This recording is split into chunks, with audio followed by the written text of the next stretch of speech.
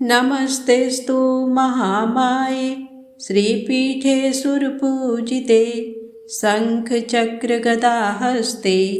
महालक्ष्मी नमोस्तुते। जय माता दी।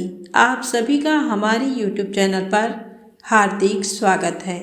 आज की वीडियो में हम जानेंगे माता महालक्ष्मी की पौराणिक व्रत कथा।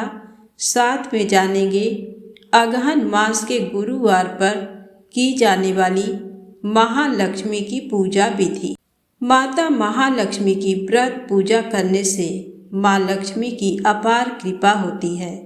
महालक्ष्मी प्रसन्न होती हैं तथा सुख शांति एवं धन संपत्ति प्राप्त होती है। ये व्रत करने वाले स्त्री तथा पुरुष दोनों मन से स्वस्थ एवं आनंदमय होने चाहिए। पद्म पुराण में ये व्रत गृहस्थ जनों के लिए बताया गया है। इस पूजा को पति पत्नी मिलकर कर सकते हैं।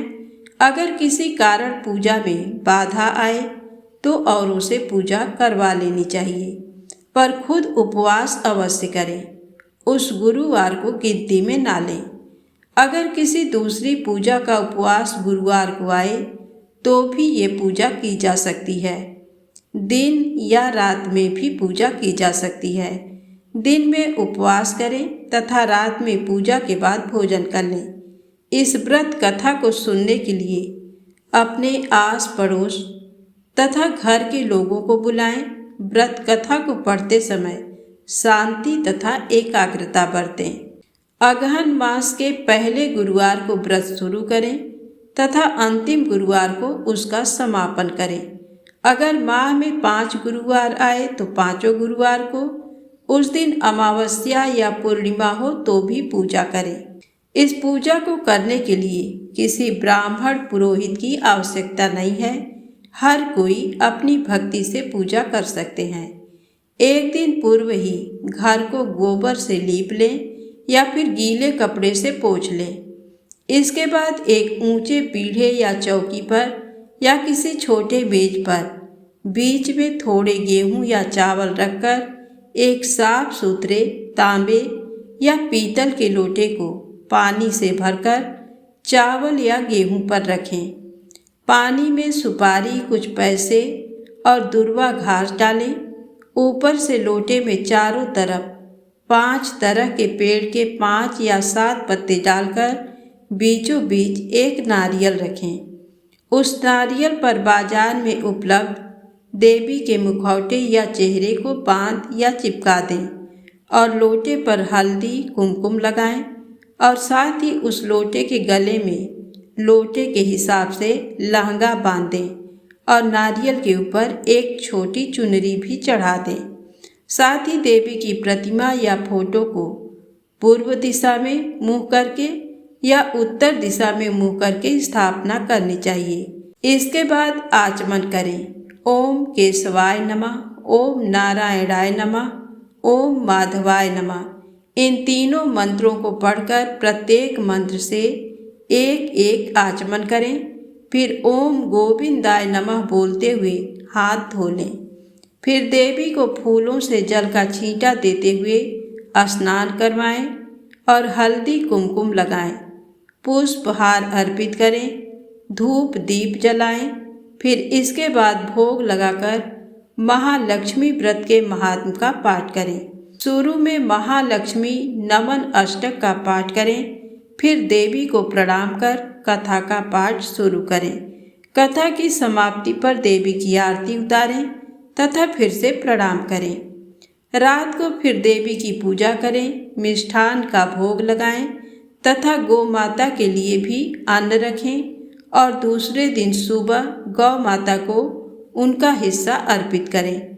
इसके बाद परिवार के सदस्यों के साथ मिलकर भोजन करें। अब आइए सुने महालक्ष्मी की पौराणिक व्रत कथा। द्वापर युग में सौराष्ट्र में उस समय भद्रश्रवा नाम के राजा थे। वे बड़े पराक्रमी राजा थे। 4 वेद, 6 शास्त्र, 18 पुराणों का उन्हें ज्ञान था। उनकी रानी का नाम सूरत चंद्रिका था। रानी दिखने में सुंदर और सुलक्षणा थी तथा पतिव्रता थी। उन दोनों को 7 पुत्र तथा उसके बाद एक कन्या का वरदान मिला था। कन्या का नाम श्यामबाला था। एक बार महालक्ष्मी जी के मन में आया कि जाकर उस राजा के राजप्रसाद में रहे। इससे राजा को दुगनी धन दौलत की प्राप्ति होगी और वह इस धन दौलत से अपनी प्रजा को और सुख दे पाएगा। गरीब के घर अगर रहे और उसे धन दौलत प्राप्त हो तो वह स्वार्थी की तरह केवल अपने ऊपर ही खर्च करेगा। ये सोचकर श्री महालक्ष्मी जी ने बूढ़ी ब्राह्मण स्त्री का रूप धारण किया। हाथ में लाठी लिए लाठी के सहारे रानी के द्वार तक पहुंची। यद्यपि उन्होंने बूढ़ी औरत का रूप धारण किया था, पर उनके चेहरे पर देवी का तेज था।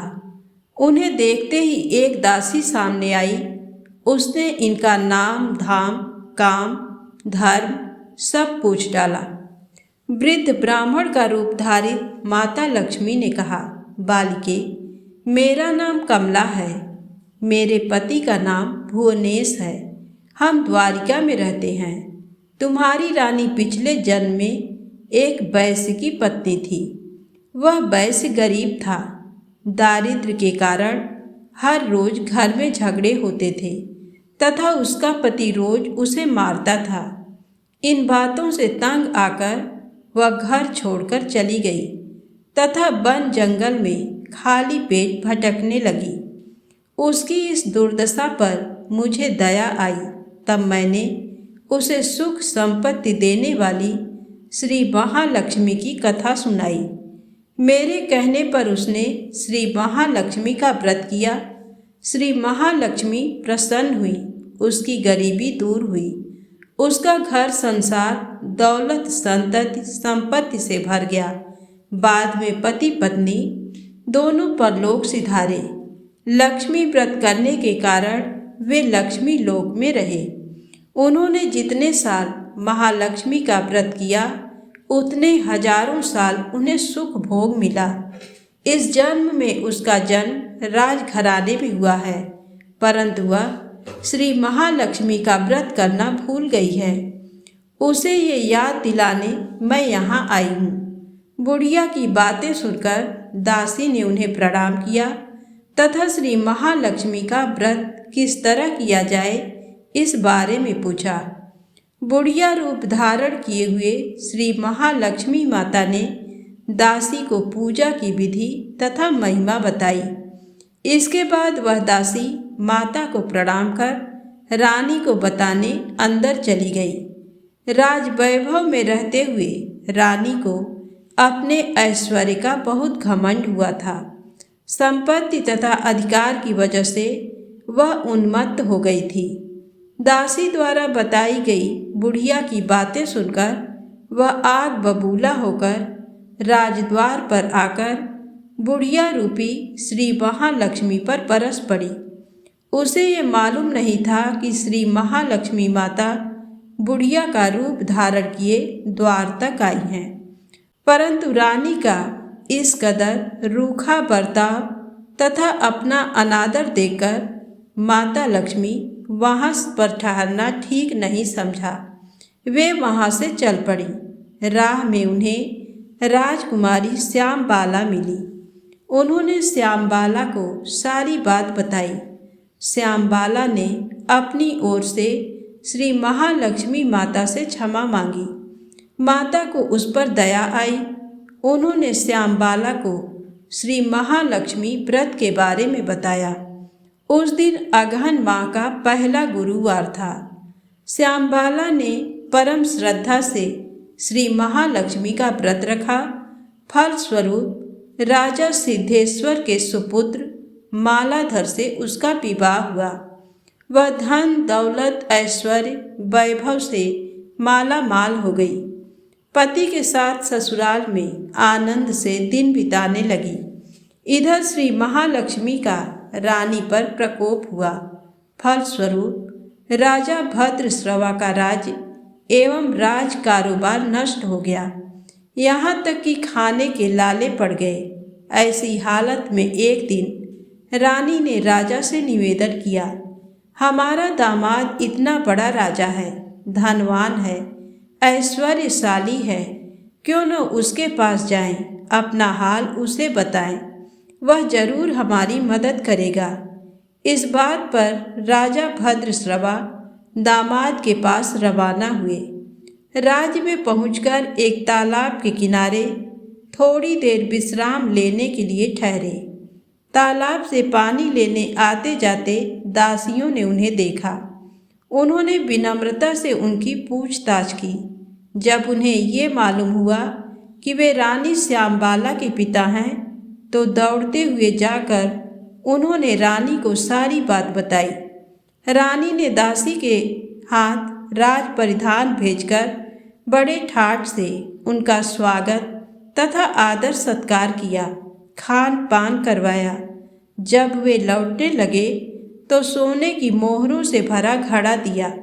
राजा भद्रश्रवा जब वापस लौटे तो उन्हें देखकर रानी सूरत चंद्रिका खुश हुई। उन्होंने सोने की मोहरों से भरे घड़े का मुंह खोला, पर हाय भगवान, घड़े में धन के बदले कोयले मिले। ये सब श्री महालक्ष्मी के प्रकोप से हुआ। इस प्रकार दुर्दशा में और कई दिन बीत गए। इस बार रानी स्वयं अपनी कन्या के पास गई। वह दिन अगहन मास का अंतिम गुरुवार था। श्यामबाला ने श्री महालक्ष्मी का व्रत किया, पूजा की, अपनी माता से भी व्रत करवाया। इसके बाद रानी अपने घर आई। श्री महालक्ष्मी का व्रत रखने पर उसे फिर से अपना राजपाट, धन दौलत, ऐश्वर्य प्राप्त हुआ। वह फिर से सुख शांति आनंदमय जीवन बिताने लगी। कुछ दिनों बाद राजकन्या श्यामबाला अपने पिता के घर आई। उसे अपने घर देखकर सूरत चंद्रिका को पुरानी बातें याद आई। यही कि श्यामबाला ने अपने पिता को घड़ा भर कोयला दिया था और उसे तो कुछ भी नहीं दिया था। इसी कारण श्यामबाला को पिता के घर आने पर उसका कोई आदर आतिथ्य नहीं हुआ, बल्कि अनादर हुआ। पर उसने इस बात का बुरा नहीं माना। अपने घर लौटते समय उसने पिता के घर से थोड़ा नमक ले लिया। अपने घर लौटने पर उसके पति ने पूछा, अपने मायके से क्या लाई हो? इस पर उसने जवाब दिया, वहाँ का सार लाई हूँ। पति ने पूछा, इसका मतलब क्या हुआ? श्यामबाला ने कहा, थोड़ा धीरज रखें, सब मालूम हो जाएगा। उस दिन श्यामबाला ने सारा भोजन नमक डाले बिना बनाया और परोसा। पति ने खाना चखा। सारा खाना नमक के बिना था, इसलिए स्वाद नहीं आया। फिर श्यामबाला ने थाली में नमक डाला।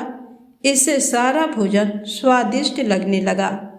तब श्यामबाला ने पति से कहा, यही है वह मायके से लाया हुआ सार। पति को उसकी बात सही लगी। फिर वह दोनों हंसी मजाक करते हुए भोजन करने लगे।